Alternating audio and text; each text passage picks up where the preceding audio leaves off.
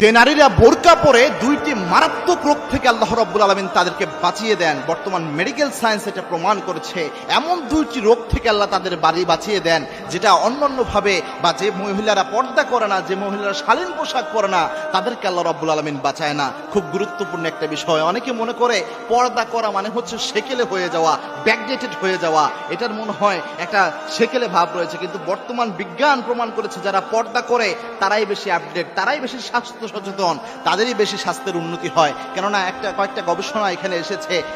একটা জিনিস দেখেন, আমেরিকান একটা গবেষণা রয়েছে, আমেরিকান একাডেমি অফ ডার্মাটোলজিতে 2020 সালে সম্ভবত এরকম একটা প্রতিবেদন এসেছিল যে যখন সূর্যের মধ্যে কোনো নারীরা বের হয়, এই সূর্যের মধ্যে অতি ক্ষতিকর কিছু রশ্মি থাকে, তার মধ্যে ইউভিএ ও ইউভিবি রশ্মি এই সূর্যের মধ্যে রয়েছে।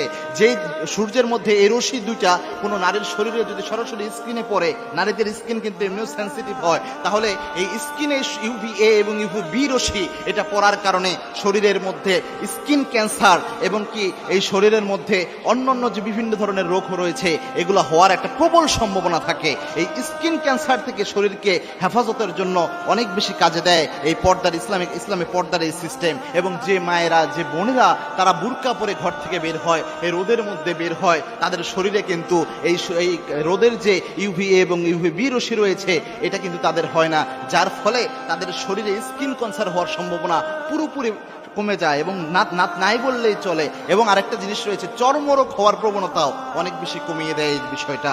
আল্লাহু আকবার। এটা ইসলামের অন্যতম একটা সৌন্দর্য।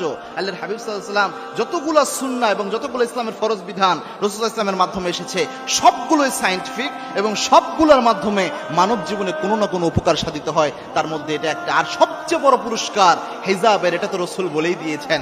আল্লাহর হাবিব সাল্লাল্লাহু আলাইহি ওয়াসাল্লাম জানিয়েছেন, আল মারআতু ইযা সাল্লাত খামসাহা ওয়া সামাত শাহরাহা ওয়া আতাআত বালাহা ওয়া হাফিজাত ফুরুজাহা, কোন নারী যদি 4টা কাজ করতে পারে, তার মধ্যে 1 নাম্বার হচ্ছে কোন নারী যদি 5 ওয়াক্ত নামাজ আদায় করতে পারে, রমজানের রোজা রাখতে পারে, স্বামীর আনুগত্য করতে পারে, আর নিজেকে আবৃত রাখতে পারে পর্দার মাধ্যমে, ওই নারীকে আল্লাহ রাব্বুল আলামিন সরাসরি জান্নাতের 8টি দরজা দিয়ে প্রবেশ করার সুযোগ করে দিবেন। 8টি দরজা ওই নারীর জন্য আল্লাহ রাব্বুল আলামিন উন্মুক্ত করে দিবেন। সুতরাং অবশ্যই আমাদের মা বোনদের উচিত হচ্ছে, বিশেষ করে যেহেতু বৈজ্ঞানিকভাবে প্রমাণিত এটার উপকার, এটা পাশাপাশি হচ্ছে যেহেতু পর্দার এত গুরুত্ব রয়েছে, ফরজ বিধান নারীদের জান্নাতে যাওয়া সহজ, শুধু পর্দার মধ্যে চলে আসলে আর বাকি 3-4টা কাজ করলেই নারীদের জন্য জান্নাত উন্মুক্ত হয়ে যায়। আল্লাহ রাব্বুল আলামিন কাছে তৌফিক চাওয়া উচিত প্রত্যেকটা মা বোনের, যাতে তারা পর্দার বিধান মানতে পারে। আল্লাহ সকল মা বোনদেরকে বুঝ দান করুন। আল্লাহুম্মা আমিন।